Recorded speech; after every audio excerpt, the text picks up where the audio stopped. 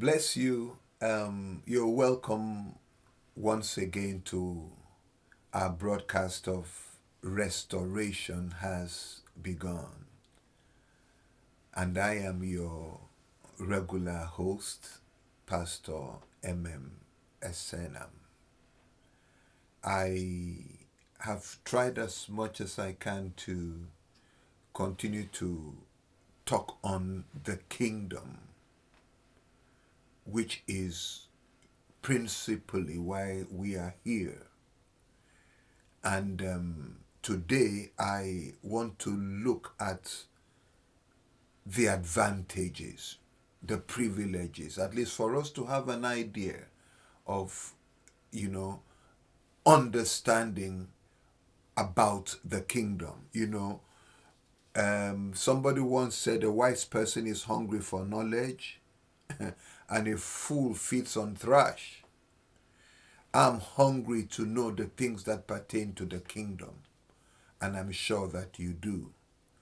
And today I'm just going to take a text from the book of Romans chapter 3, and we are going to start from there. But let's just take a second and say a word of prayer. Father, we thank you once again, even as we have come on this broadcast. We ask, Lord, that no man would be seen but Jesus. And we ask, Lord, that as we open up your word on the kingdom today and its privileges, that men would be blessed, that men will come to a place of understanding. And like your word says, you sent your word. It healed them from their destructions and healed them from their diseases. Thank you, as you will do much more than we ask, because we ask in Jesus' name. Amen. Now, Romans chapter 3. I want to read first and foremost from the King James Version, then I'll read from the Amplified, which I love very much. And I just want to start from the first place that says, what advantage then has the Jew? What advantage or what profit is there in circumcision? It was a question that the Apostle Paul was asking before he gave an explanation. And I also want to remind us today that today we as Christians are, we have been adopted. I will still go into that. But we are spiritual Jews today. And here he says, much every way, chiefly because that unto them were committed the oracles of God. Something was committed to them that gave them an advantage. I want to read from the Amplified. It says in verse 2, after asking that question, great in every respect. To begin with, the Jews were entrusted with the oracles of God, his very words. Entrusted. Now, I took time to look at the meaning, first and foremost, of entrusted. To them were committed, handed over. When you entrust somebody with something, you give that person something for the person to take care of it, to protect it, and also to ensure that that thing is working. The other dictionary meaning is to invest or charge with a duty and responsibility entrusted. So, what advantage, what profit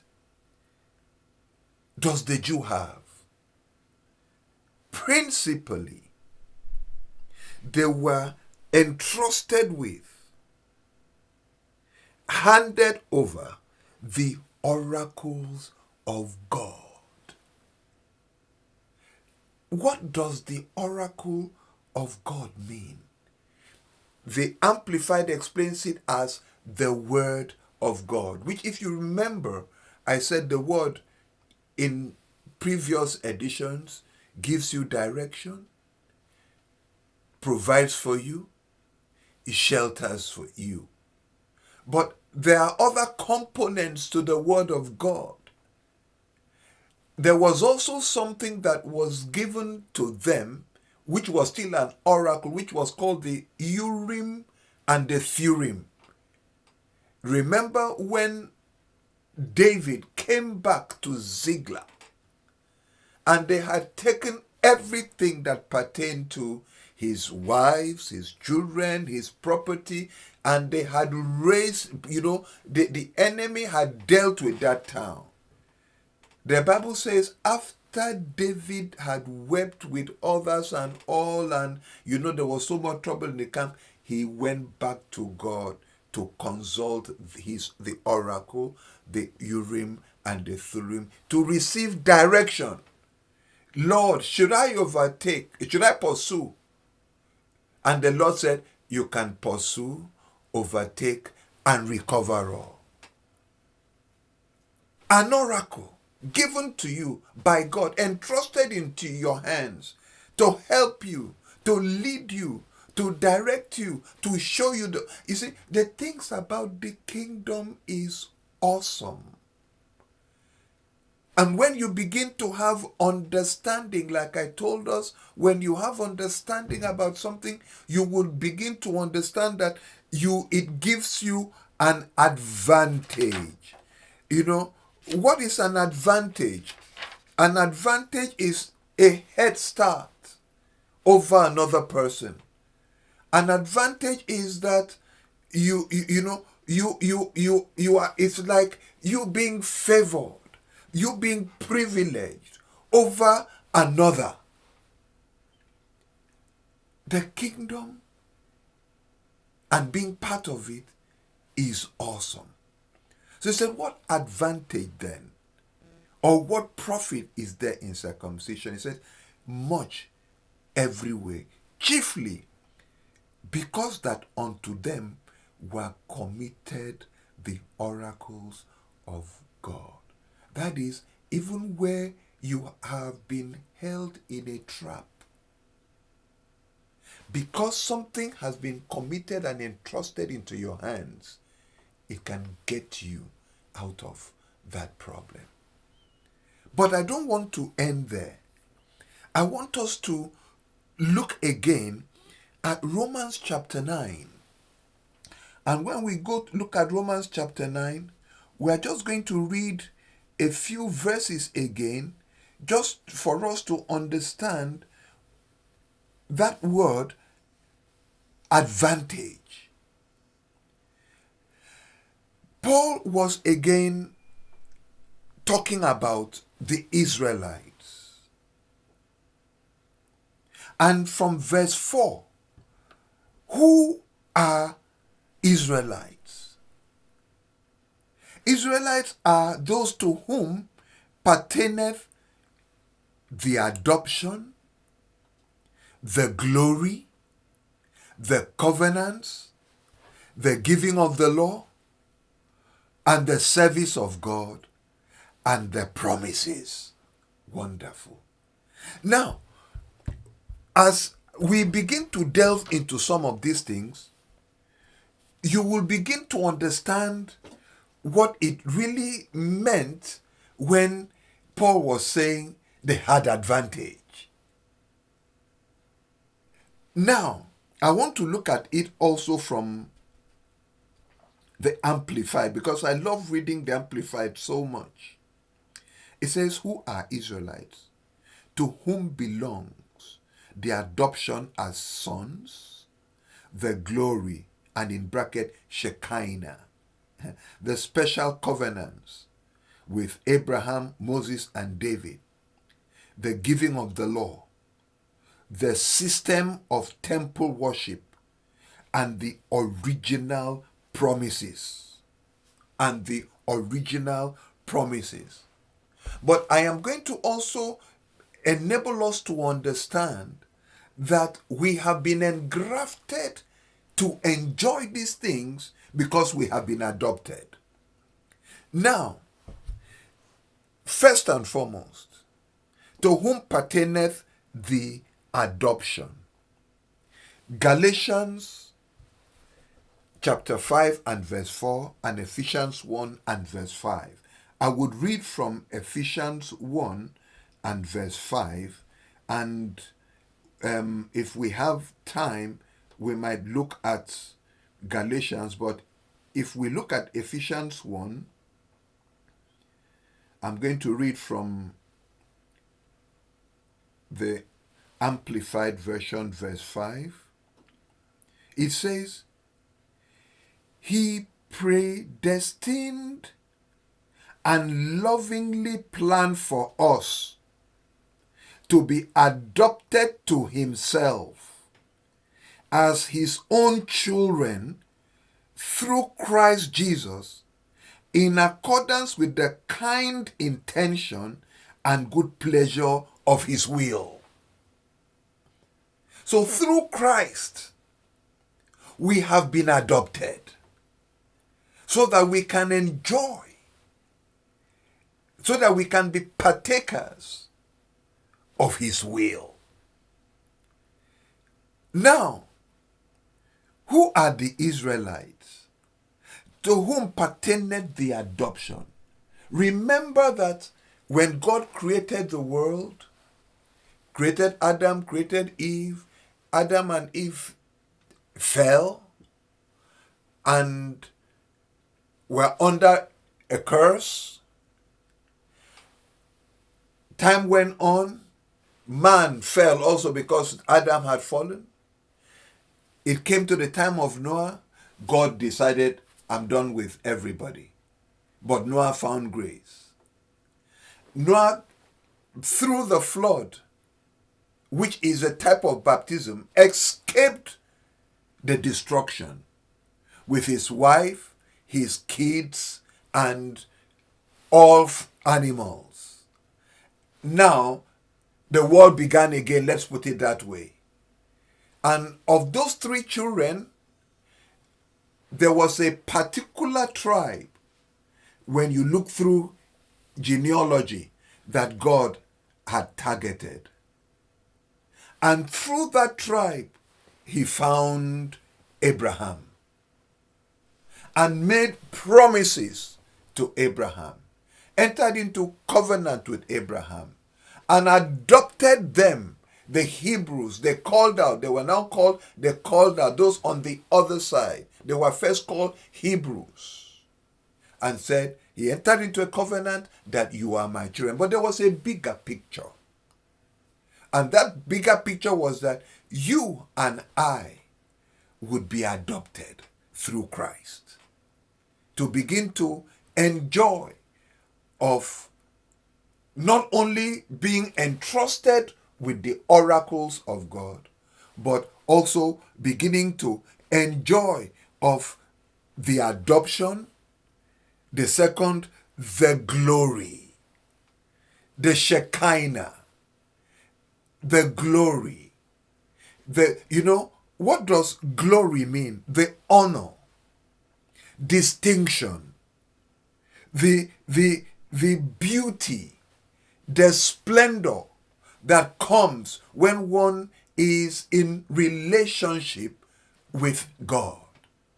When I begin to handle prayer, we will begin to understand how one can tap into the realms of that glory.